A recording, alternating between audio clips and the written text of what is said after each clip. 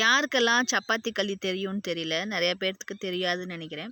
இது பாருங்கள், இதுதான் சப்பாத்தி களி. இது வந்துட்டு காய்க்க ஆரம்பிக்குது. மேலே பாருங்கள் பூ இருக்கு இல்லையா, ஃபஸ்ட்டு வந்துட்டு இப்படி இருக்கும், அதுக்கப்புறமா இந்த மாதிரி இருக்கும். இது அதை விட கொஞ்சம் பெருசு. அதுக்கு அடுத்தது பார்த்திங்கன்னா இந்த மாதிரி பூ பூக்கும். அண்ட் தென் பார்த்திங்கன்னா இந்த மாதிரி பூ எல்லாமே காஞ்சிரும். காஞ்சிட்டு அப்படியே பெருசாக வளர்ந்துட்டே இருக்கும். இங்கே பாருங்கள், இதுலேருந்து பூ எல்லாம் விழுந்துருச்சு இல்லையா, இப்போ இது அப்படியே கொஞ்சம் கொஞ்சமாக பெருசாகும். அப்புறம் அப்படியே பிங்க் கலரில் மாற ஆரம்பிக்கும்.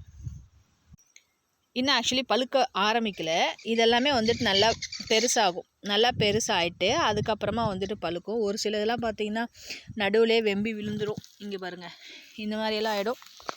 இந்த மாதிரி வந்துட்டு யாரெல்லாம் சப்பாத்தி களி சாப்பிட்ருக்கீங்க அப்படின்னு சொல்லுங்கள். இந்த மாதிரி பெருசாக இருந்ததுக்கப்புறமா முள்ளாக இருக்கும். அதை ஃபுல்லாக தேய்ச்சிட்டு அந்த உள்ளே இருக்கிறதா சாப்பிடும். அவ்வளோ சூப்பராக இருக்கும்.